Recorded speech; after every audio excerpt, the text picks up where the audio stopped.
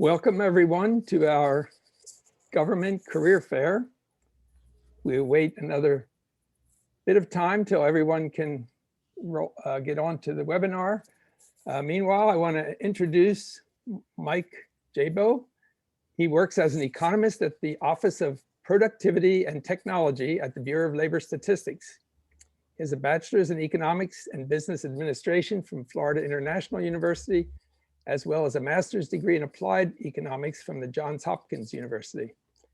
Thanks, Mike, for organizing this session, and he will also be the moderator and introduce our speakers.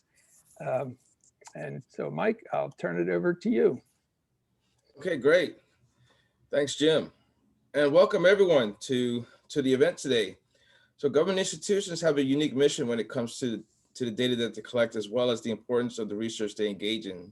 This research becomes the principal foundation for informing policy issues that impacts all aspects of our society.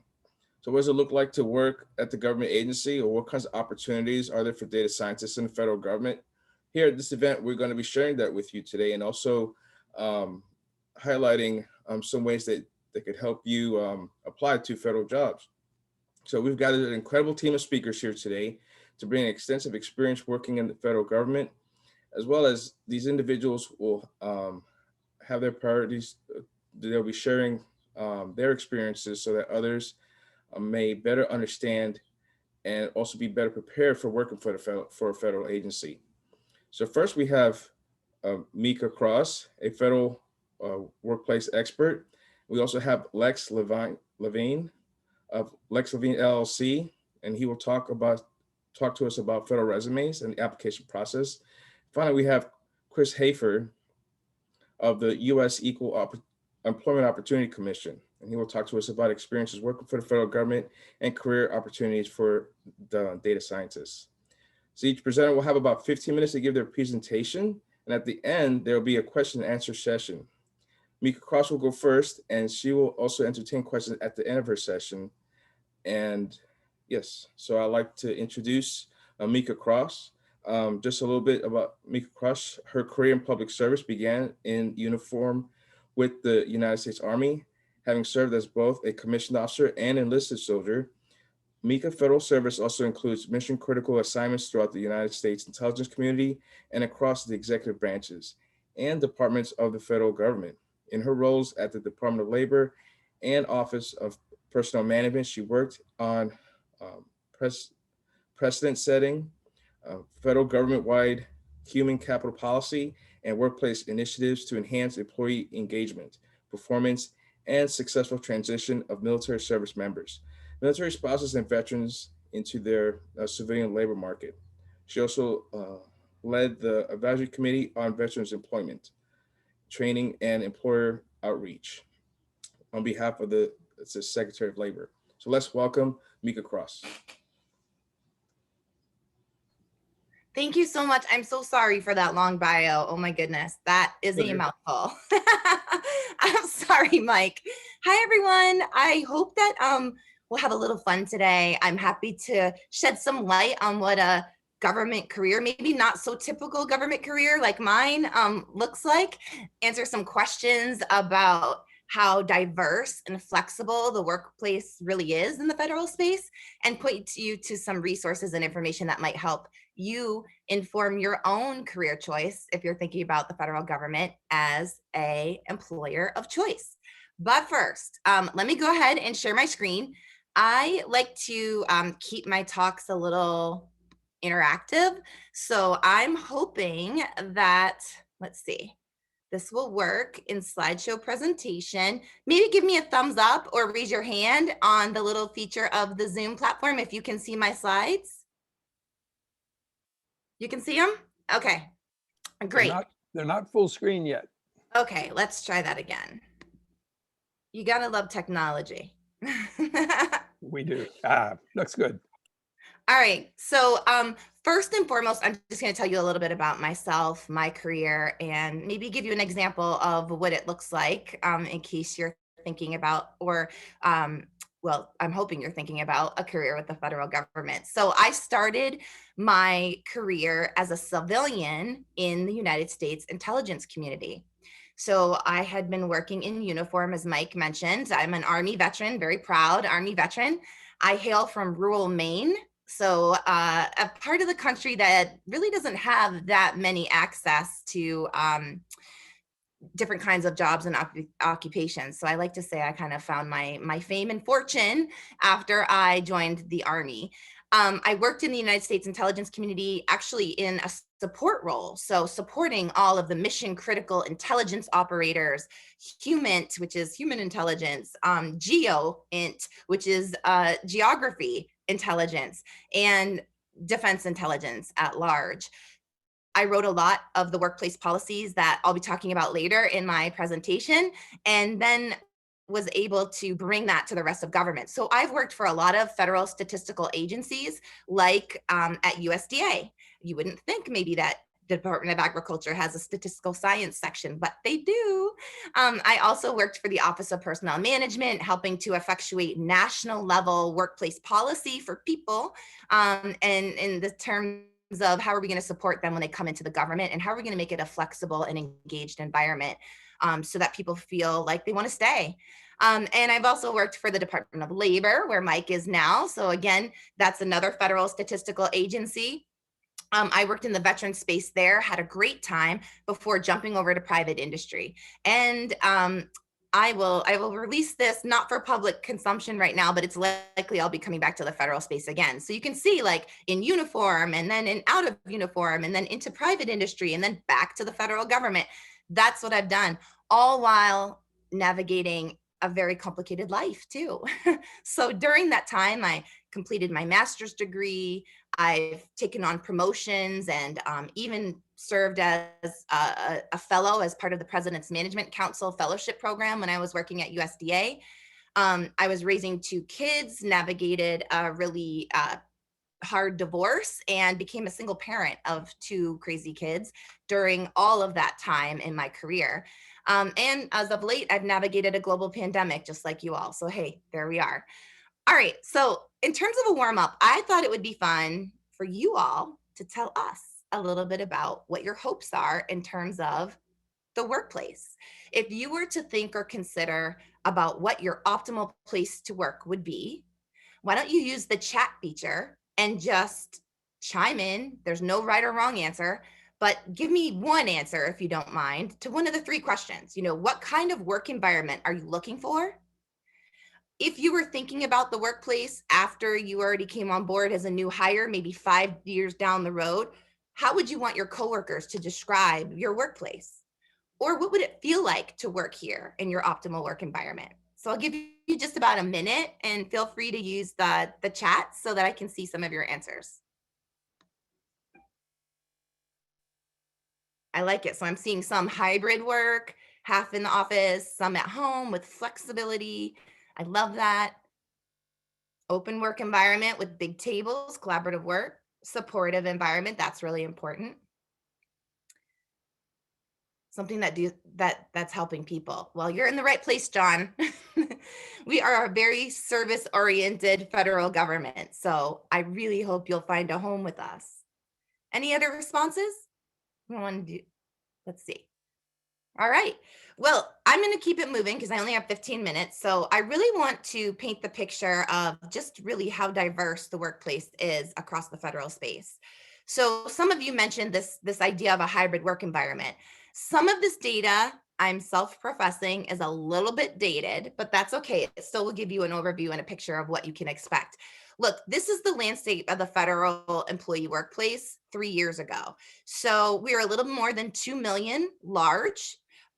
We are comprised of federal workers all across the United States, but also globally. I wanted to give you a picture, though, of what it looks like here in the United States, because it's a lot more diverse and distributed than you may have considered previously. In fact, in the National Capital Region, where much of the federal government is headquartered, only about 15% of federal workers actually reside in the Washington, D.C., Maryland, Virginia, D.C. area. You can see here that some of the other largest populations of federal workers include Texas and California and Boston.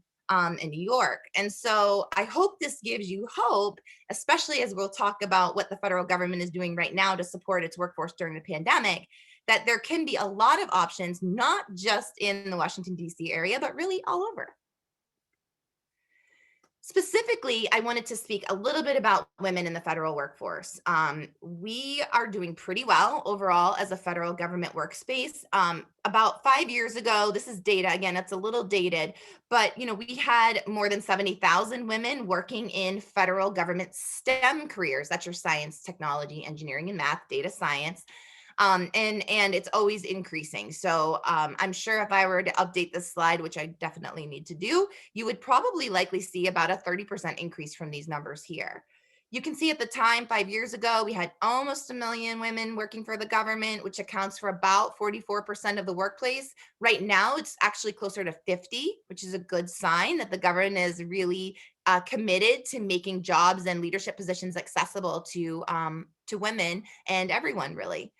And you can see from this slide here, between 2012 and 2015, there were over 16,000 women that were hired specifically from the federal government's Pathways program, which many of you, quite frankly, will be able to qualify for if you are a recent graduate or a current student. That's another pathway into the federal space.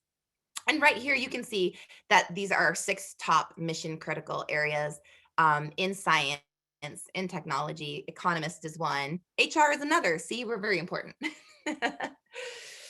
This slide here, I wanted to just talk about the diversity of age as well. So a lot of times people assume that, the government is only for people that come in and want to stay for 50 years. In fact, the federal government is becoming much more flexible and agile. But what you can see from this slide in particular is that we are in need of new, younger talent, especially in mission critical occupations like information technology, economists, contract specialists. Those are your procurement people. Auditors who are really looking at how are our grants performing, and is the money that we are putting towards certain programs going to the right people and the right services, and then HR services. So, if you're a person under the age of 30, there is a place for you, because as the federal workplace is embracing a more multi-generational work strategy, you can see that we do have a large percentage, especially in mission critical occupations, that are aging out and getting closer to retirement every single year. So the federal government is a really great place to look.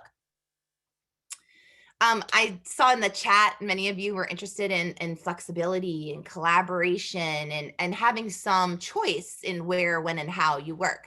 And you're not alone. In fact, this global pandemic of ours that we are still navigating has really taught leadership, managers, supervisors in the workforce at all levels that having a more flexible approach to how we work is the way to go for many reasons, including continuity of government and continuity of operations. So about 70% of the federal workforce were placed in a work from home mandatory kind of posture for much of last year. Some of them are still working from the office by nature of the composition of their positions. A lot of our federal workers are on site in a facility or in office operations, but many of them are going to have the choice to enjoy what some of your comments showcased, again, is a hybrid work environment.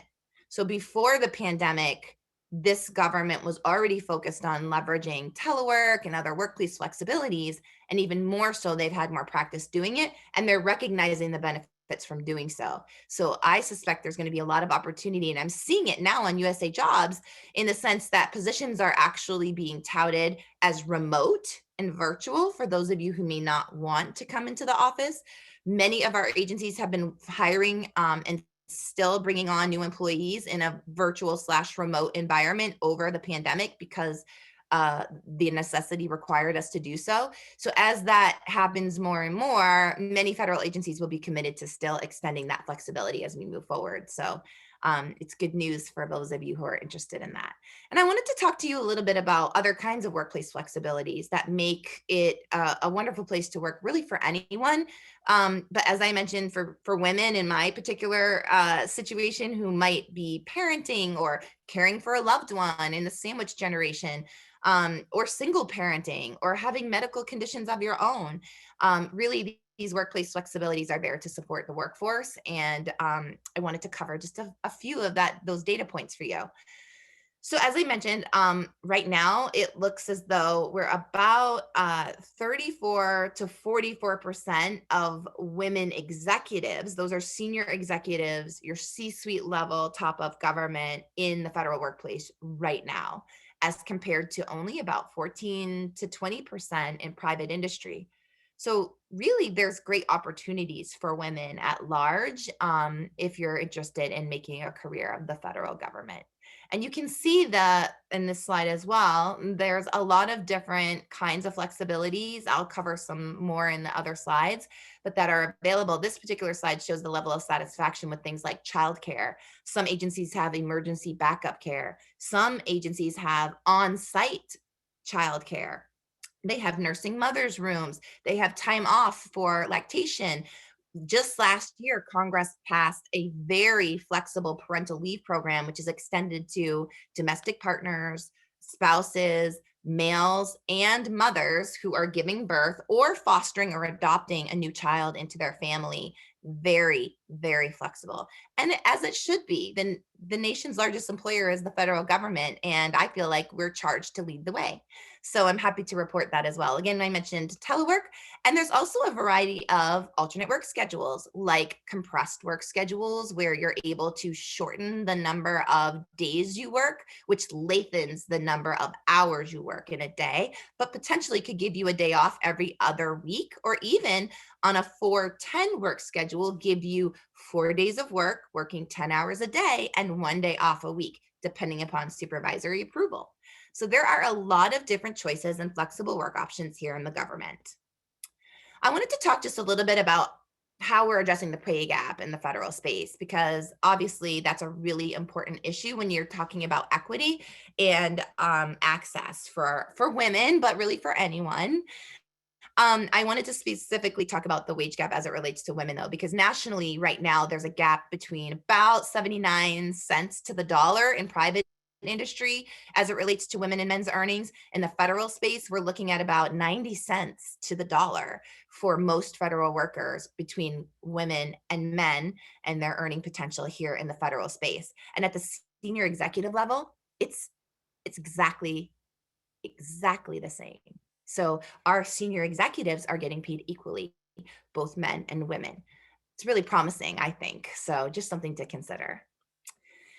Those are the biggest points that I wanted to mention and just highlight for you. I wanted to keep it sort of simple, but also strategic. I'm happy to answer any questions that you have. I think I'm right at time, Mike. So if people want to connect with me, you can find me on Twitter. You can also find me on LinkedIn. I'm happy to help point you to resources or answer any other questions and information that you might have. But most importantly, thank you so much for your time. Thanks for playing a little bit in the chat. And I hope you'll enjoy the rest of the speakers because they have a wealth of information and knowledge to share. Take care. All right. Oh, hi, Mika, do you have a second for a question? Or Yeah, I'll stick around. I have till about 12:20. And then, as life would have it, I have to take my daughter for a college tour. oh, okay. I think there was one question that was answered. Rebecca, she's asking, is it too soon to look for a research operation analyst position when returning to finish a master's degree in bioinformatics when I have 10 years of experience in public funding research? Is it too soon to look for a research operational analyst position? Oh, I think it was answered. Oh, I'm sorry. Say again. Oh, go ahead. I don't think it's ever too soon, quite frankly, because there's so many different pathways that you can come into a job. Certainly if you can qualify through a student pathways program, I encourage you to go that route. But if you can qualify for positions based on minimal qualifications for a regular position that's available based on your experience of 10 years in publicly funded research, I would say apply both ways if you're able to.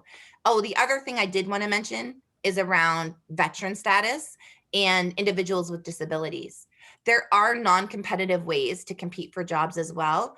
And especially if you're a female veteran like me, or might have a hidden medical condition or disability that potentially could qualify you for a non-competitive or a hiring preference in the pathway program, I do encourage you to explore those routes again. And I'm sure some of our career experts will be able to help point you in that direction too. But no, Rebecca, I don't think it's too soon.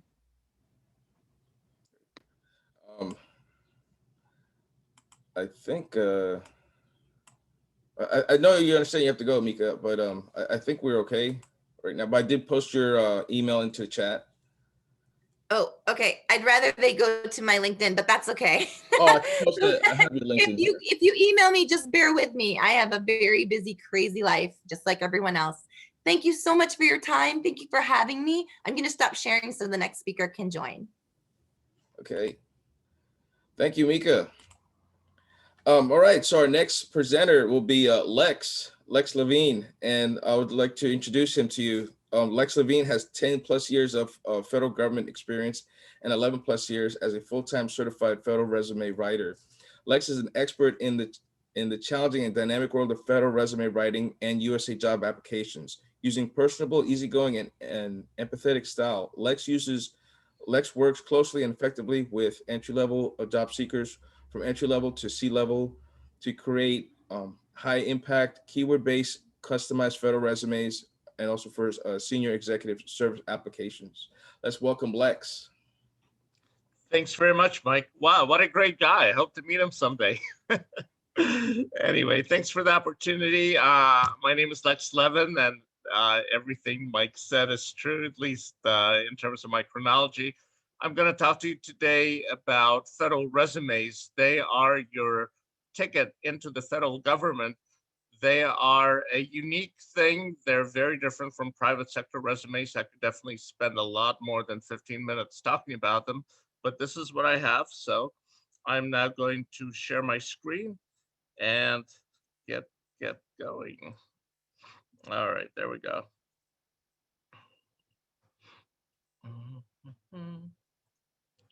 All right. Okay. Why do I want a federal job, right? Why should we even think about this?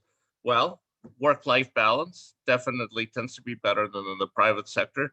Job security and stability, almost always better than in the private sector. More regular promotions, more transparent and understandable career progression. Very competitive pay and benefits at the entry level and the mid grades. Very friendly to veterans. If anyone here served, government is very good about hiring vets and disabled vets. And the government also offers some unique hiring options. It gives you a hiring preference if you're a current student, if you're enrolled in a degree program, like many of you are, or if you're a recent graduate. If you've graduated from a degree program in the last 2 years, you could actually search USA Jobs, which is the website where most federal jobs live. You can search them for opportunities targeting specifically current students and recent graduates, and you will find jobs there for you. So keep that in mind. How do I get a federal job? Bird's eye view, you want to create your personal account on usajobs.gov. You want to decide which federal job series and jobs you want to do. You want to figure out which GS grade is the best fit for you. GS stands for General Schedule. That's the pay grade that's the payroll system that many federal jobs fall under. There are many others, but GS is the most common one and probably the one that you're used to hearing about. GS goes from 1 to 15. Professional jobs generally start at GS 5 and above, so you'll be looking at 5 and higher. Then you want to write your federal resume. You have to write it customized to the job series and to the specific job you want. When the resume is done, you want to upload it to your USA Jobs account. You similarly want to create and upload all the other required documents, like your transcripts, the cover letter, anything else that you would need to submit. And then you would go ahead and apply. If you're getting referred to the hiring manager, that's how you know that your resume is working for you. So if you're consistently getting emails and notifications that your resume has been referred to the hiring manager, that means you're doing it right. So keep going, keep applying. If you're not getting referred consistently, you're not doing it right. You got to stop the applications, review, and fix whatever the issues are in your resume. This is the big picture overlook. Obviously, there's a lot more to say about each of these, but I wanted to give you that to get started. On this page, I'm giving you the website for the that lists all the general scheduled GS jobs, also known as white collar jobs, professional jobs. This is on the website of the Office of Personnel Management, OPM, which is kind of like the HR office for the federal government. As you can see, there are a lot of these job series. Each of these occupational groups has specific jobs within each group. Definitely worth your time to spend a few minutes to get to know these groups and the jobs within them. For example, statistics is in series 1500. If you're looking to do program management, that's 300. If you're looking to do HR, that's 200. If you're looking to do information technology, that's 2200, the last group in this series. So you definitely want to check this page out. It gives the definition of every federal job series, which is very useful when you're trying to figure out what you want to do. All right, so federal salaries. Like I said, general schedule runs from GS1 through GS15. Each GS grade is divided into 10 steps. Each grade and step have their own salaries based on their location. Obviously, the more expensive the location, the higher the salaries. So jobs in the DC, Baltimore area are going to have higher salaries than jobs, say, in North or South Dakota, more rural, remote areas. If you do get a federal job offer, keep in mind that you can always try to negotiate a higher starting step. You can't negotiate a higher starting grade, that's baked in, but you could try to negotiate a higher starting step, and people do it all the time. They're not going to get mad, they're not going to yank the job offer. So that's just an opportunity down the road. Here is a salary table for 2021 salaries in the DC, Baltimore, and Northern Virginia area. As you can see, it goes from GS1 to GS15, and showing each step 1 to step 10. So for example, in our area, a GS12 position starts at 87,198, and it goes all the way up to 113,362. Obviously, if you have an idea as to what you need to make, what your red lines are for income, what you need to be whole, then you want to use this salary chart as a guide to help you figure out which GS grade and which step you should be shooting for. All right, let's talk a little bit more about federal resumes. Again, they're very different from private sector resumes, and the first difference is length. Federal resumes are much longer than private sector resumes. Private sector resumes usually are 1 to 2 pages. That's the most common format. Federal resumes are usually 3 to 6 pages, or even longer for more senior jobs or more technical, scientific, and engineering jobs. Federal resumes are longer because they have to jump through a lot of hoops. They gotta demonstrate the keywords, the qualifications, and the specialized experience that's listed in the federal job announcement. A very big difference between the federal resume and the private sector resume is that private sector employers often look for your potential, your room for growth. Federal employers are not so much interested in that.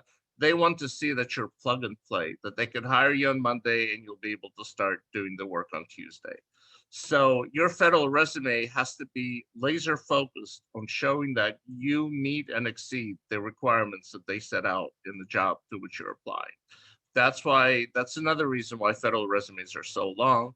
You have to keep showing federal HR that you've done the work they want you to do, you've got the experience, and not only have you done it, but you excelled at it. You are, highly expert at it, you're highly proficient, and that makes you the best qualified applicant.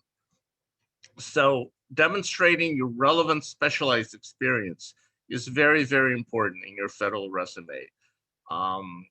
It's much more important than any kind of general language about how you're a proactive team player. You know, that stuff really doesn't add much value in a federal resume. You want to show them how you meet and exceed the specialized experience requirements. All of that is in the federal job announcement to which you'll be applying. All the information you need is in the specific job announcement to which you'll apply. The trick is knowing how to read it, how to identify it, and then how to capture it in your resume. All right, you want to write your federal resume to your federal job target. You only want to include experience that's relevant. All right, you want to focus on the last 10 years. If you have that. If you have older experience, if it's not relevant, don't list it. That's another difference with private sector resumes. The feds don't have a thing about quote unquote gaps on your resume. They only want to see the relevant experience. Okay, so if you have some less relevant experience, especially if it's older, leave it out. It's not going to contribute anything and you're not going to be penalized for it. So focus on the last 10 years. Do not list every job you've ever held, especially if it's not relevant or older than 10 years. Use the reverse chronological format. You list your current job first, and then you work backwards from there. You want to describe your work experience. You want to describe the work you've done using as many of the keywords and qualification descriptors from the job announcement as possible. In other words, you want to set up resonance between your resume and the job that you're trying to get. You want to use as much as possible. You want to use the same language, the same terminology as the job announcement to show that, hey, I've already done this work. Okay, that will help persuade HR to give you a shot and to call you in for an interview. You also have to support your answers to the self-assessment questions in the resume.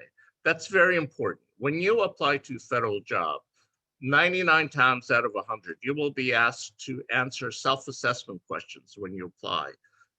You'll be asked to rate yourself on a whole range of skills, knowledge, and abilities. And typically the range is from A to E, where A is I don't know anything about it, to E is I'm the local subject matter expert. You will get referred to the hiring manager. Typically, you'll get referred to the hiring manager only if you answer all or most of the questions at the E and D level, the two highest levels. But it's not enough to just answer them at the E and D level. You have to have proof of that in the resume. So this is a somewhat complicated thing, and a lot of people crash and burn on their federal applications because they either don't answer the self-assessment question strongly enough, or they don't support their answers in the resume. And by the way, that's another reason why federal resumes are so much longer, because sometimes there are a lot of these self-assessment questions, and you kind of have to support your answers to all of them, which takes space on a page. All right, some federal resume tips. In particular, the official US government font is Times New Roman 12. You can use other fonts, but don't go smaller than 11. Okay, you want your resume to be reader friendly, and if the font is too small, it won't be reader friendly. Keep the margins at 1 inch. You got to have white space in there. Avoid color and graphics. Federal resumes are very conservative in their format, just black and white, lots of white space, make it easy to read. Avoid two formats that are very outdated and not useful. I call it the death by bullets, where everything is just one bullet after another in a job block. It levels everything down, and it makes it hard to see what's more important as opposed to what's less important in the job block. And you also want to avoid what I call the big brick format, which is just a giant undifferentiated paragraph of text. It's very hard to read. It buries key information, and it really encourages skimming instead of reading for comprehension. So don't use these two formats. They subtract value rather than add value to your resume. All right, more resume tips. You absolutely want to use some specific achievements and accomplishments in your resume. We typically call that success stories. You want to use specific success stories in your resume to show how you add value at work and to demonstrate your mastery of the specialized experience and the requirements for the job to which you're applying. Success stories love metrics, numbers, concrete results. So you definitely want to include at least a few of these success stories with some metrics and numbers that demonstrate the impact you've made. Use active language. Don't say I was responsible for. Okay, say what you actually did and what your scope of work was. As much as possible, use details to demonstrate the scope, scale, and impact of your work. And again, metrics are great for that. For everything that you put in your resume, you want to ask yourself, why am I telling you this? You know, write it with this question in mind. Why are you telling me this? Everything in your resume has to be laser focused on proving that you are the best qualified applicant for this particular job. So if it doesn't support that goal, then chances are it doesn't belong in the resume. Again, the feds only want to see relevant content. So if you have some experience that's less relevant or not at all relevant, leave it out. Believe me, they'll be glad you did. Okay, even more tips. After you finish writing your relevant job history, you want to create separate sections for your education, and then another section for what's called job relevant training. That's where your certifications, development programs, standalone courses, that's where all that standalone stuff goes. You may want to create an additional information section for awards, recognitions, publications, and presentations, possibly giving some more examples about grants you've received and managed. If you were in the military, you would have some summary information about your military service there. And you want to end your federal resume with professional references, usually 3 to 5, very simple format, name, title, organization, phone, and email. Current or former supervisors are very good references. If your supervisor has retired, but they still want to be your reference, then just list their current information. That's fine as well. That, by the way, is another way that federal resumes differ from the private sector, which usually don't require you to list your references. The federal resume does. All right, when you think you're done, you're not. Print your resume out and proofread it at least twice. Go line by line, take a ruler and you know, scan each move it down line by line to catch those little errors. Ask other people to read, review, and critique it.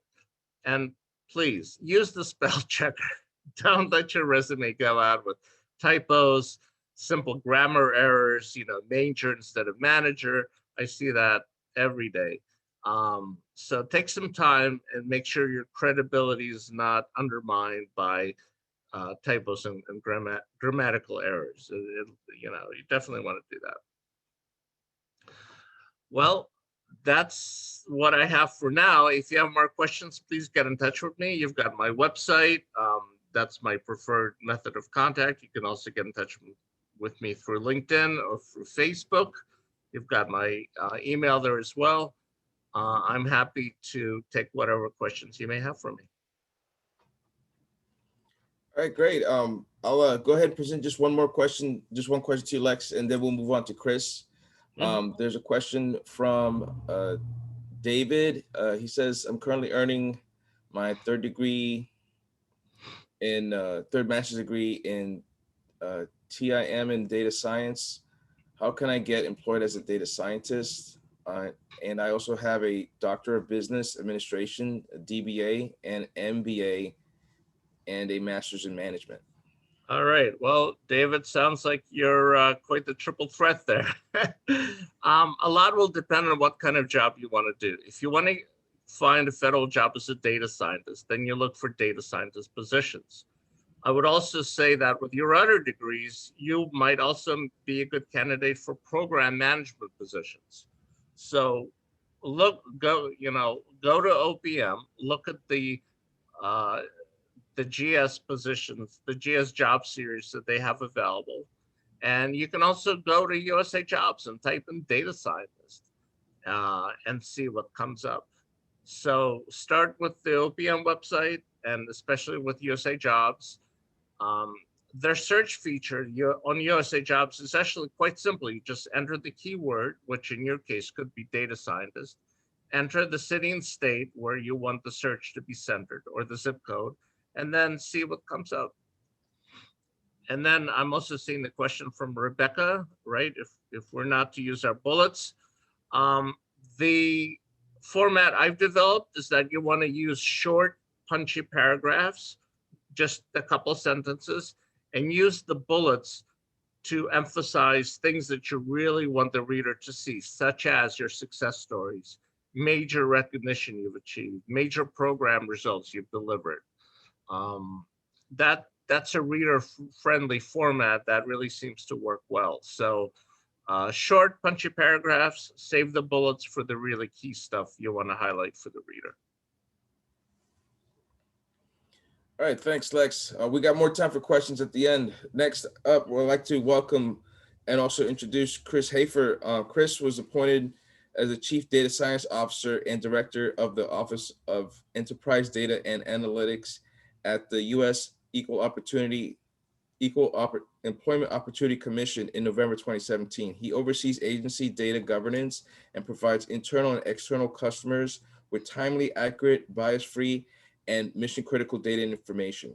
Chris has over 29 years of federal experience in data, analytics, and research. He has authored and co-authored over 36 peer-reviewed publications. Dr. Hayfer also holds a Bachelor of Arts in Sociology from Loyola College and Master of Public Policy and a PhD in Public Policy from UMBC. Let's welcome Chris. Good afternoon, everyone, and thanks, Mike, for that introduction. I am Chris Heyfer. I'm the Chief Data Officer and Director of the Office of Enterprise Data and Analytics at the U.S. Equal Employment Opportunity Commission, which is the federal agency charged with enforcing the nation's employment anti-discrimination laws. I'm going to really give you a behind-the-scenes look at what it's like to be a federal employee. I hope to answer, by the end of the presentation, really 4 questions. I'm going to talk a little bit about who I am. I'm going to talk to you about what I've learned, share some wisdom with you and what I can teach you, and then what you have to look forward to were you to choose the federal government as your career. All right. First, I want to give you a little background about who I am. I am a first-generation college graduate from a blue-collar family in Baltimore. It was a working-class family. My father worked in the factory his entire life, and my mother stayed home and raised her kids. Very traditional family, kind of what you'd find in the 50s, 60s, early 70s. My family stressed the importance of education and hard work as a way of not having to work in the factory. And in fact, many times my father would say, I'm working all this overtime so that we can afford to send you to Catholic schools so that you can get a good education and you'll never have to go into the factory like I did. And we really took that to heart. I actually started my federal career by answering an ad in the local newspaper for a summer student at a VA hospital that was an hour commute away from my house. And I still have my form that basically everyone who starts in the federal government has a form called an SF-50 every time there's a personnel action. Now, back in 1987, when I started my federal career as a summer student, these SF-50s were still typed on a typewriter, believe it or not. And I still have the hard copy SF-50. Now, the SF-50 over time hasn't changed that much, but now they're all electronic instead of hard copy manual. But what I wanted to point out here is a couple of things, and I think this is really important. First is, don't be afraid to start at a level below where you think you should be, especially if it's going to give you some experience that could be relevant later. I was a junior I just finished my junior year at Loyola in Baltimore. And I was looking I knew the importance of some type of internship. And so I looked around and happened to see this ad for this thing called health science technician. Now, I was a sociology major and had taken a medical sociology class and was really interested in health. And so I thought this would be an interesting position. And even though it was an hour away each way, hour commute. And that's a lot when you're young and not used to a commute. And it didn't really matter to me where I started, but my federal career actually started as a GS4 Step 1, which in June of 1987 was making an annual salary of $13,248. I had a good experience at the VA working. I ended up working in an area called Health Services Research and Development. And just so everybody understands, when I was in undergraduate and graduate school, there was no such thing as a data scientist. You were a statistician, you were a mathematician, you were an IT person that was just starting.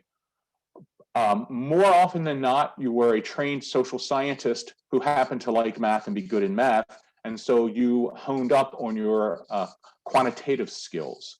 So I really considered myself a quantitative social scientist. Back when I started, I was doing what's the professional equivalent of grunt work in 1987. And that included going to libraries. This was way before the internet and online bibliographic searches. You had to go to the library, you had to pull the actual journal and make photocopies of the journal for the researcher who you were essentially the research assistant for. But I really thought I was something. I had this experience, I was smart, I had good grades, I was focused on doing the right thing. I had the zeal to do a good job. I was really ready to take on the world, and I knew that the federal government is where I wanted to be. So I went to graduate school, got a master's, got a PhD, studied hard, did well, and I really think I was hot stuff. And I was even applied for and was selected into the Presidential Management Intern Program, which is still around, called the Presidential Management Fellows Program, where they took what they considered to be high quality individuals who had graduate degrees, either masters or PhDs, in a field that was of interest to the federal government, and they placed you in your agency at a GS9 level to start. So what have I learned in terms of my career in the federal government? Well, what I've learned as a federal employee after nearly 30 years and rising through the ranks, and I'm actually, I don't think we've mentioned this before, but I am a member of the Senior Executive Service and have been for over 3.5 years now. First of all, I would highly, highly recommend that if you're interested in a job in the federal government, that you at least take a political science course, a public policy course, or an American government course, because it will really be beneficial to you if you understand how American government is organized and how it's intended to operate. So many people become federal employees not understanding the basics of our federal government and how we're organized, and oftentimes there ends up being a mismatch between what they realistically can accomplish and what they thought they were going to be able to accomplish.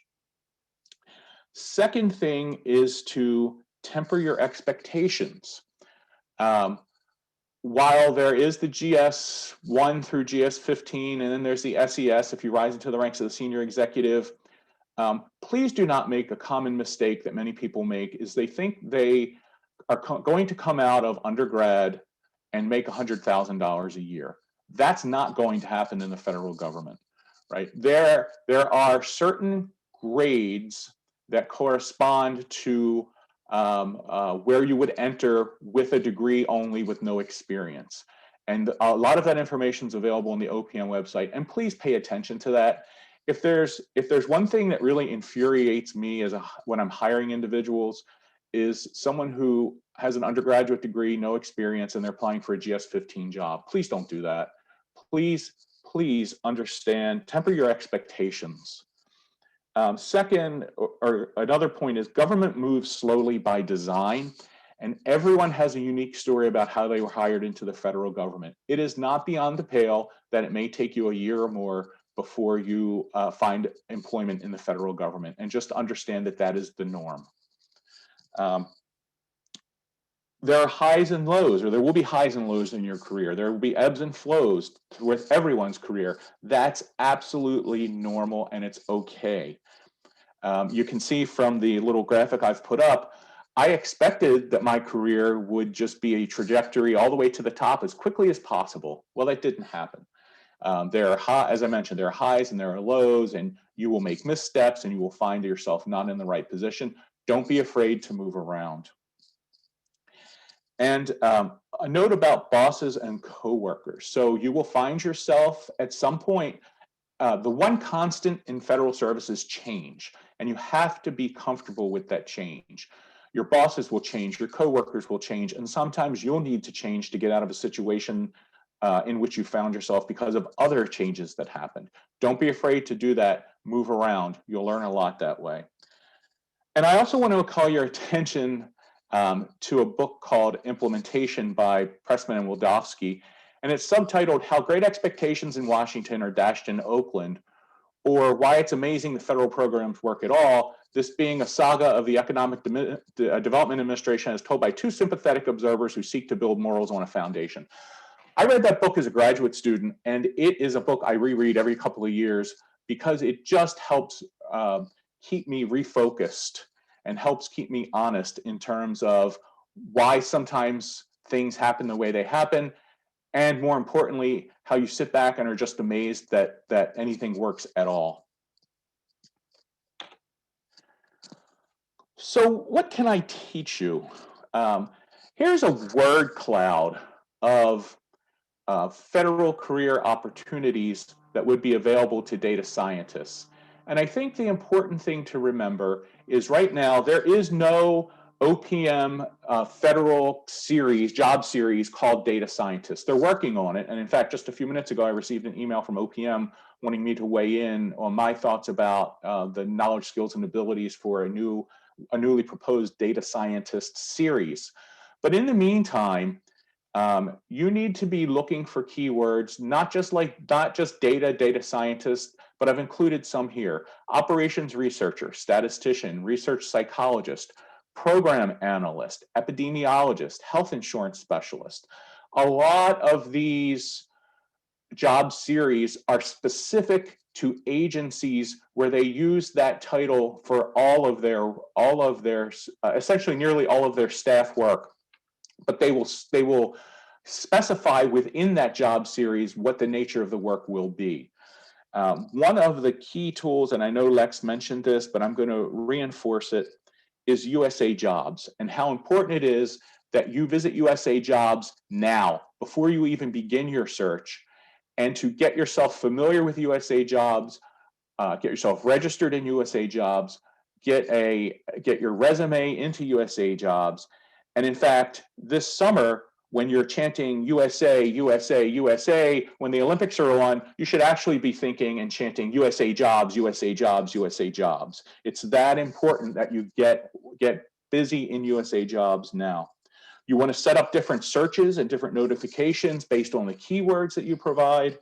And you want to tailor your resume. This is super important, and it's a really good point that Lex made, which is the importance of tailoring your resume to fit the job for which you're applying. And please, please, please QA your work. Just the other day, I was reviewing resumes, and someone who applied to my office within the EEOC cut and pasted a cover letter and referred to our office as the Bureau of Economic Analysis, which is a bureau within the Department of Commerce, but it's not the U.S. Equal Employment Opportunity Commission. We know people cut and paste, but if you're going to do that, at least do a good job of it and QA your work.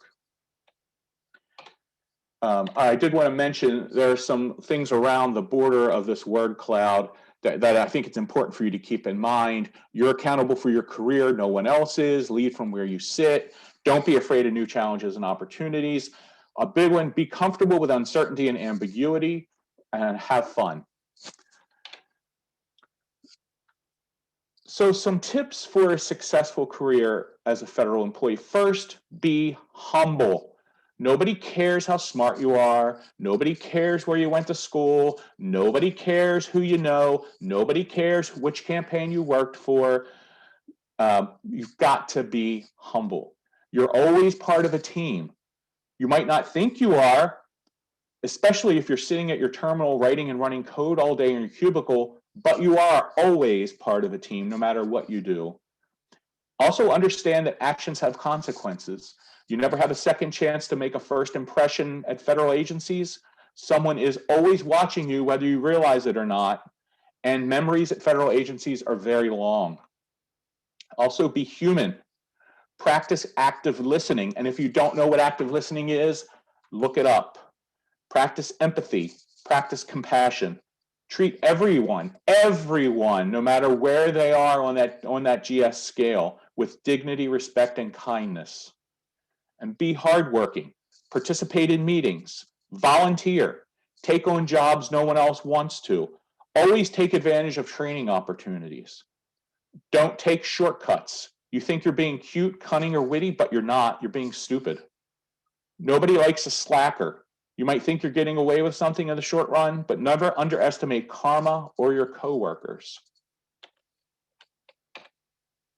And finally, what do you have to look forward to? One of my best friends who I've known since freshman year of high school, who has been a federal manager for over 20 years, always mentions this quote whenever he's talking to a group of federal employees or people who want to be federal managers. And his quote is, never underestimate the number of different ways that people can disappoint you. At times in your federal career, you'll be frustrated, you'll be disappointed, you'll be annoyed, and you'll be enraged. But serving your country is an honor and a privilege, and it's one of the greatest careers you could ever choose. So have fun, enjoy what you do, but get a life. Thank you for inviting me to participate today. Thank you so much, Chris. We do have a question for you here from Azriel. His question is, any tips about becoming comfortable with ambiguity and uncertainty?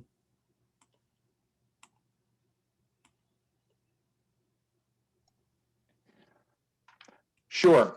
I think that what I would recommend is to do some reading on resilience, because really the individuals who are able to cope with ambiguity and uncertainty the best are those who have honed their resilience skills. So I would recommend that that you just if it's not your nature. So some people are more naturally resilient than others. Some are fine in the face of ambiguity and uncertainty, but others really let it derail them significantly. So do some reading and some exploring on resilience. And the other is really try not to take things personally. And that's probably a point I should have brought up, is that you are part of something bigger when you're a federal employee. And sometimes things will go your way. Sometimes they won't. Sometimes in a perfect world, your solution, it would be the best, but we don't live in a perfect world. And so you've got to really be comfortable with that. And it looks like Lex wants to chime in as well.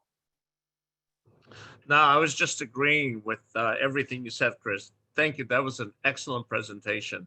If I had just a few more minutes, I would have definitely mentioned that if you have a bachelor's degree, you can apply to GS5 position just on the strength of that. If you have a master's, you could apply to GS7. If you have a PhD, you could apply to GS9. Jobs above that typically will ask for experience as well as education. Chris is absolutely right. Do not think that you can apply to GS12 or higher positions straight out of graduate school. You typically will need to demonstrate some relevant experience, at least a year of it, in order to be truly competitive. So if you want to apply to lower level, entry level positions like 5s, 7s, or 9s on the basis of your education, you can do that. Just make sure you upload your transcripts, and your resume should definitely cover your relevant education in some detail, list the courses you've taken, any special research or capstone projects you've completed that are relevant. That will serve you well. But if you don't have a lot of actual hands-on work experience, then just like Chris said, temper your expectations, get in at the lower level, and if you do a good job, trust me, you will get there, you will get promoted, but getting in the door is very important. So perhaps focus on that for now. Great, thanks. Before we get into the other questions, I know Lex, you had something you wanted to share with the audience participants. Oh, I just wanted to mention that I sent, along with my presentation, I sent in a redacted version of a federal scientist resume I wrote to share with the folks at NIST. So, Mike, that's I don't know how you would do that, but I'll leave it in your hands. Just letting people know that's a resource I made available. This is a format that works for for my clients, so I hope it'll work for you as well. Great, thanks, Lex. We do have a question on the chat. I think this could be for both Lex and Chris. The question is, how do you suggest a bridging between general statistical expertise and highly specific deep subject matter agency expertise? For example, applying statistics for bioinformatics, drug development, or weather statistics with forecasting model or artificial intelligence climate models. So I'll take a stab at it first. What I would suggest that you do could actually be a couple of different things. One, if you're coming right out of undergrad or graduate school with a degree in statistics and you're interested in these areas, what you should do is look for appropriate, what I would call entry level or advanced entry level positions with the federal government. So if you're interested in climate models, right? You want to set up searches on USA Jobs with NOAA, which is the National Oceanic and Atmospheric Administration, which is an agency within the Department of Commerce. And if you have a master's, you'll be looking for GS9 positions. And that way, so just so people understand, the expectations of how much of a subject matter expert you are increase with the grade levels. So at the GS 5, 7, 9 levels, we're not looking for individuals who have 10 years of experience with AI climate models. We're looking for individuals who have a good, solid foundation in the basics, who are interested in a career in this particular field. And so you would progress through the grades the more you gain on the job experience. So it would be 9, 11, 12, 13, 14, 15. So that's how you gain that subject matter experience. You come in at a more entry-level grade and you work your way up from there. And another way that people will sometimes do this, depending on kind of how the hiring's going with federal agencies, because at different points in different years, different things are priorities to the government, right? So we went through a period of time where Homeland Security was a priority. Now we're most likely going to be going through a time when public health and health-related things are the priority. If you have an interest in a field that may not be the priority or where all the hiring's happening, you may also want to look to get 1 or 2 years of experience in the subject matter at a federal contractor, and then move over into a higher graded position with the federal government. So that would be ways to gain that subject matter expertise. Absolutely. I think that's excellent advice. I see a lot of people working first as federal contractors for, the Beltway bandits like Booz Allen, Deloitte, and so forth. And then they make the jump to full-time federal work. Let me also say that if you're looking at a federal job, and again, you're not sure just how good of a fit it is, look at the self-assessment questions. Read the self-assessment questions and ask yourself, how strongly can I answer them? If you can answer all or most of them really strongly, really well, and you know how you would support those answers in the resume, then this job is potentially a good fit for you, and you should think about applying to it. If you get to the end of the self-assessment questions and you don't feel that confidence, you don't feel like you can answer most of the questions strongly, that's the universe telling you it's not a good fit, don't bother applying just yet. All right, thank you. Are there any other questions from the audience participants?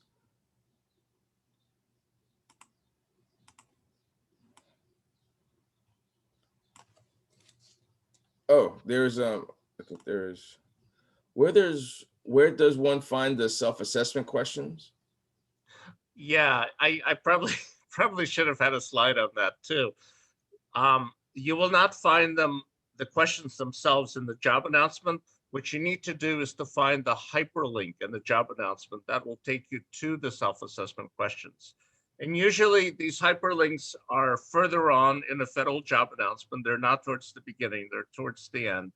And that will say something like, to preview questions, click here, or it'll say to preview occupational questionnaire, click here, or preview a self-assessment questionnaire, click here. It'll be some version of that, and it will be hyperlinked. And once you find it, you click on it, it'll take you to the self-assessment questions.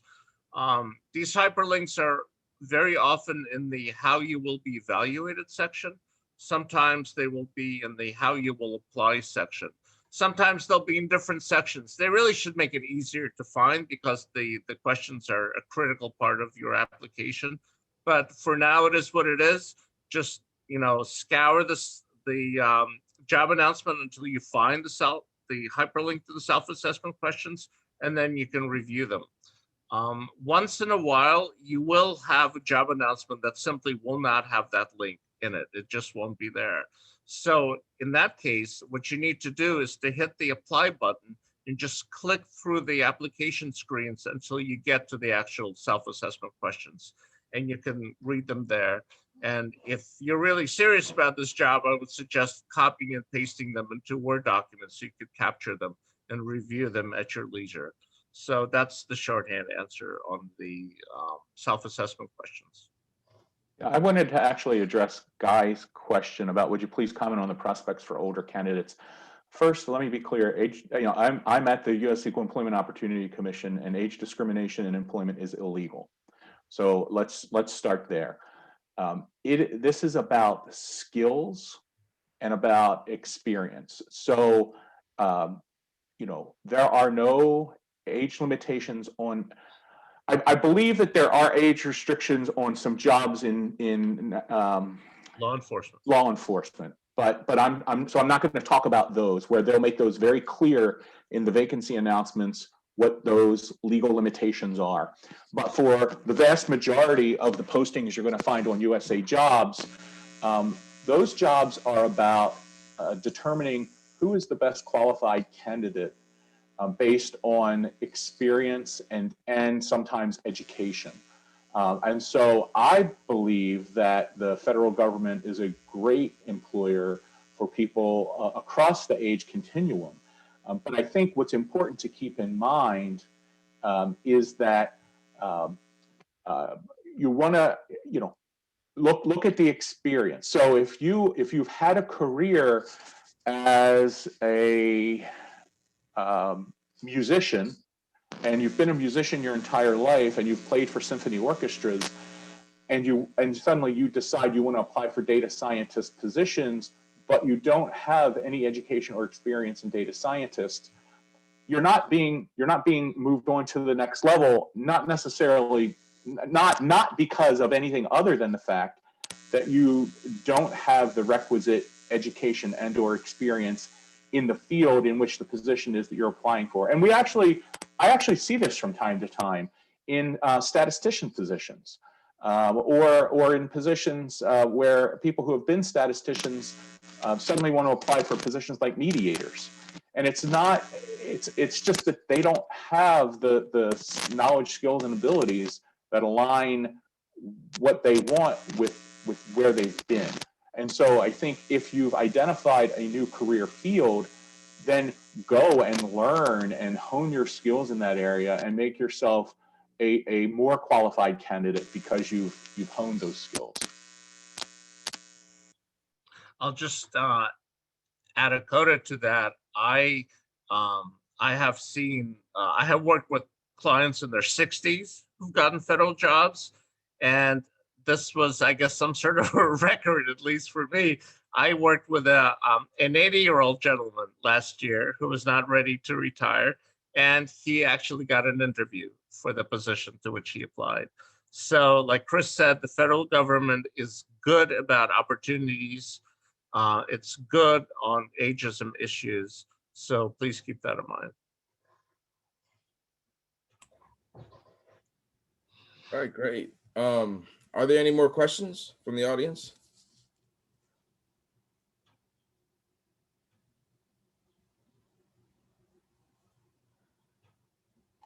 Okay, I do have one quick question for Chris.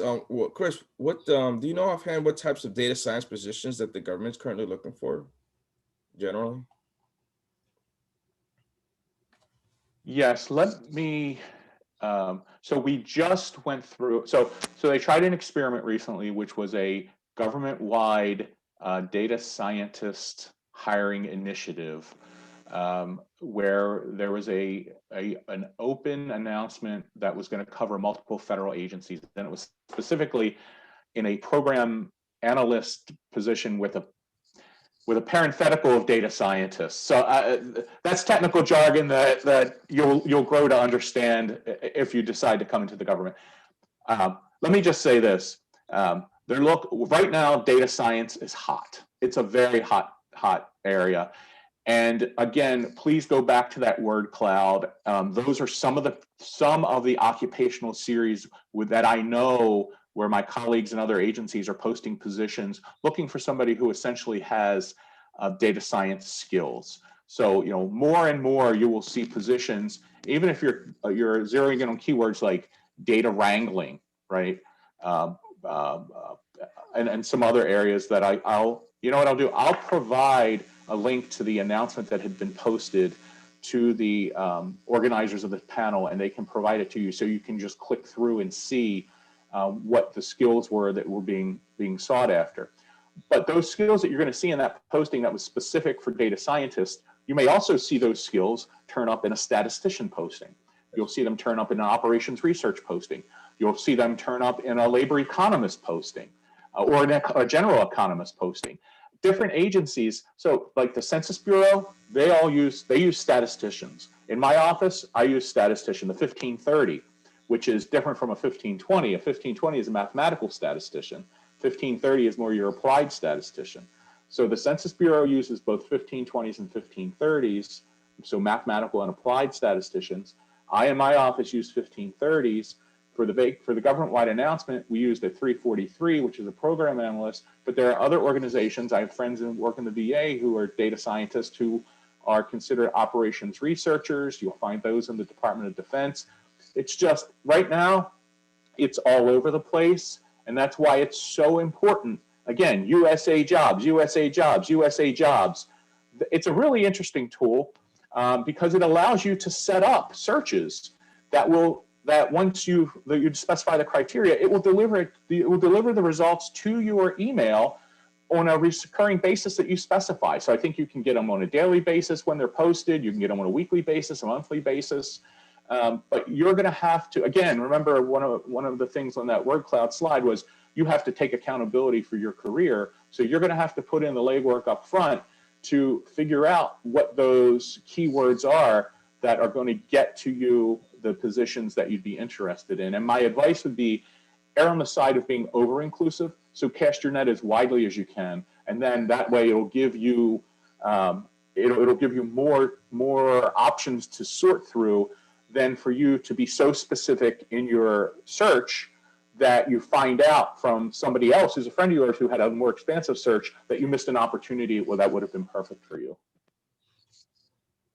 And I would add that when you actually do a search on USA Jobs, if you get just dozens or hundreds of results back, which you may with some searches, use the filters on the right side of the screen to eliminate the irrelevant opportunities. So if you're looking for GS 5 through 9, mark those GS grades using the GS grade filter, and that will eliminate all the other GS jobs that you're not going to be considering at this time. So definitely use the filters on the right side of the page.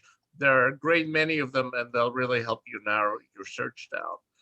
And speaking of filters, when you're ready to get serious and you're actually ready to start applying for USA Jobs, like Chris said, definitely set up some saved searches. I strongly recommend that you set them up for daily delivery when you're ready to actually start applying. Most federal jobs are now open for just 1 to 3 weeks. So if you set it for weekly or monthly delivery, you might miss out on some really juicy job targets. So set it for daily and let the website work for you, basically.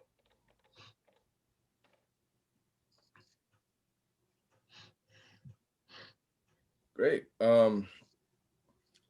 Are there any other questions?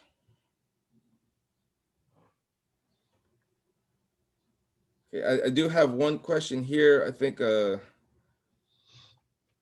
see. Oh, this is another question for Chris. See, I don't have years of experience on the job, but I do know some data science tools. What can I do to help myself be a top candidate when applying for jobs? So I I don't guess have to use there are a couple of years. different ways I would answer that. I would say, well, part of it is it depends on what you want to do. Do you want to do a kind of a hybrid position where you're dealing with some social science related work and from a quantitative perspective? So do you want the data science skills to be part of your daily job while you're doing some other more programmatic or theoretical things as well, or do you want to be a full board data scientist where you're doing data cleaning, data wrangling, programming, machine learning? That depending on which way you want your career to go would depend on kind of what your next steps would be. So if whoever asked that wants to clarify a little bit, I think there are free, in terms of how to hone your data science skills, Coursera is an online website where all kinds of different universities across the country make free courses available. And I believe Coursera has an entire section devoted to things like data science and data visualization. So it would be to take some of those classes. I mean, you could go back and get a master's. There are a lot of online data science programs. I mean, it just really depends on what you want your career to be. All right, thanks, Chris. So I do have another question for Lex. Where can I find the day-to-day duties of the job within the job announcement? Oh, you muted. Oh, sorry, Lex, you muted. Okay, can you hear me now? Yes. Yep, good. When you click open a federal job announcement, first will be the summary section, what the job is, the closing date, the location, the salary, and so forth. Right after that, literally right after that, will be a section called duties. That's where you find the work of the job. Sometimes it'll be called responsibilities. Sometimes it'll be called duties, but generally there will be a bulleted list of the work that's entailed in this job. So those are keywords for your resume if you want to apply to that job. You got to look at that, and you've got to look at how they define the specialized experience, which is in the very next section called qualifications or requirements. So if you look at the duties, and if you look at the specialized experience in the qualifications/requirements section, you will have a pretty good idea of what will be expected from you in this job. And then, of course, you also want to look at the self-assessment questions. Those are typically the three key sections for a federal job announcement that will let you figure out pretty quickly if it's a good fit for you or not. The duties, the specialized experience, and the self-assessment questions. If all three of those look good to you, and especially if you feel good about the questions, then consider applying to the job. If not, then keep looking. So I see there's a question about how seriously do hiring managers consider qualifications/certificates from Coursera? The answer is it depends on what you did with those skills. And I want to make sure this is crystal clear to everyone. Just because you have a degree or earned a degree, just because you took a course, that's not going to get you your position. Very, very, very rarely will that ever get you your position, because you're competing with a lot of other people who also have degrees, who also took some online courses and have certificates, but who also took that extra step and went out and got some experience, whether that was through an internship during their program, or some other type of service learning activity, you know, they will be more qualified than you because they applied what they learned. And that actually reminded me of something I wanted to mention based on something Lex had brought up before, and I'm so glad you asked that question, which is whether you're in your interview or whether you're writing your resume, tailoring your resume for your position, or writing a cover letter, keep this advice in mind. You need to show people you love them, not just tell people you love them. So for those of you who are in relationships, married, who have ever had a significant other, you know that your job is to show your significant other that you love them, not tell them, not just tell them you love them. The same thing holds for resumes and interviews. Don't just tell me you're a data scientist. You need to show me and include examples of what that means. So the same thing goes for those courses and certificates. And that's why you need to list them in your resume and list them prominently. If you've used them in your work and you've achieved something, you've accomplished something using the knowledge of those courses and certificates, that's a tailor-made success story that needs to be on your resume and maybe even in your cover letter.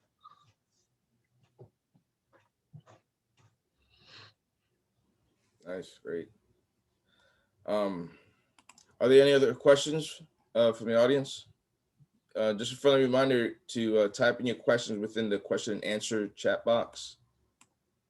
Or if you want, you could just announce your question live. That's fine.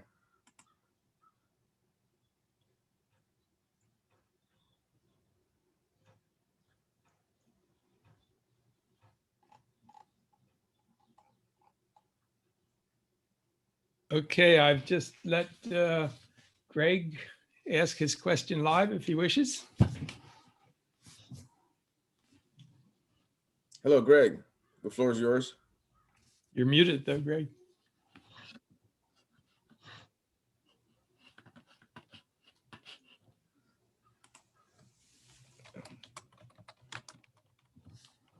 That was an accident. I don't have a question. Sorry. Oh, okay. No problem. Oh, I do see a question in the Q&A box from Renee. What advice may you give? What advice may you offer for students who are looking for entry-level positions in data science statistics? My advice is to look on USA Jobs. For if you're an undergrad, look at GS5s and GS7s. If you're a graduate, master's, look at a GS9. If you're graduating a PhD, if you have to have the degree before you can enter on duty in the position. A PhD would, I believe, is a GS11. So again, identify those keywords. And I think if you, in the chat box, I put the link to the prior posting for the government-wide data scientist posting. In that link, you'll see the job posting. There's going to be a lot of keywords in there that you could cut and paste right into your USA Jobs search. You'll see those keywords show up in any positions that are posted regardless of the series. So if you're searching for data wrangling, it's going to bring up all those positions where data wrangling appears. And you'll, as Lex was mentioning, use your filters and filter what is the kind of the appropriate grade level for someone with your amount of education. And again, because remember, set your expectations. Everybody has their unique story about how they got into the federal government. Your expectation should be it's going to take you a year to get a federal job. If you want to gain experience in the meantime, also look at federal contractors as a means of getting some entry-level experience that would then count towards the experience requirement for some of the higher graded positions. I'll just add to that federal hiring is very much a marathon, not a sprint. Okay, the people I work with, it's very rare that they get an offer based on the very first application they make. Typically, they need to make multiple applications before they get their offer. So you got to have perseverance, you got to have persistence, a little bit of humility doesn't hurt, and a sense of humor. Just expect that it will probably take several months, if not more. Right now, the average application to offer time with the feds is about 98 days, based on the last thing I saw from OPM about that. So a little more than 3 months. But again, it's very unlikely that you will get an offer from the very first application you submit. The thing to watch for is, are you getting referred to the hiring manager? If you are, then you're applying to the right job at the right grade level, and the resume is working for you. So keep going, keep applying. If you're not consistently getting referred, then it's time to stop applying and, look under the hood and see what's going wrong. There's some sort of a mismatch between the jobs that you're applying to in your resume. So you got to figure it out and fix it. Let me also offer something here, and I don't know if I'm allowed to say this or not, but I'm going to say it anyway, which is take advantage of your professional associations, because there are a lot of federal employees who are very active in their professional associations, because we encourage people to stay active in the profession. Just because you're a federal employee, you don't stop being a statistician. Just because you're a federal employee, you don't stop being a sociologist. So take advantage of these professional associations. In particular, in the DC area, there's a component within the I guess they're an affiliate of the American Statistical Association called the Washington Statistical Society, WSS. They're a very active professional organization, and a lot of federal employees who do data science type of work are active members of the Washington Statistical Society. Go to those functions, participate, be active, get to know people, and people who are already in the government. They know when their boss, believe me, my people who work in my office know when we've been approved to hire additional statisticians, because it means we're either going to be able to do something new that everybody's been wanting to do, or somebody who's currently working 2 jobs is going to be able to just work 1 job for a change. They will let you know about these upcoming opportunities, and there's absolutely nothing wrong with networks letting their colleagues in their professional networks know when these vacancy announcements are going to be posted. Amen. Networking is key. So do that. All right, great. Thank you so much, Chris, Lex. So we still have some time. Are there any other questions from the participants? Anybody in attendance have any questions? As a friendly reminder, please type those questions in the Q&A box.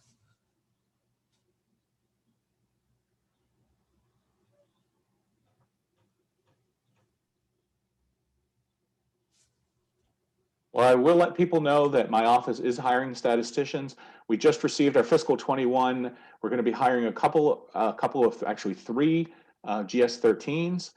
We will have vacancy announcements posted probably in the next couple of months. So please set up your USA Jobs search to be either look at the EEOC jobs, or they'll be advertised as 1530 statisticians. So stay tuned. But these will be at the GS-13 level. Great, thanks, Chris. All right, yeah, everyone. So I'm going to post in the chat some of the contact information from our panelists today. Earlier, Mika Cross, her LinkedIn is provided in the chat. You can feel free to copy and paste and have it contact her via LinkedIn, or you could email her at the strategy at work. Also, Lex Levine, his contact information is also in the chat posted.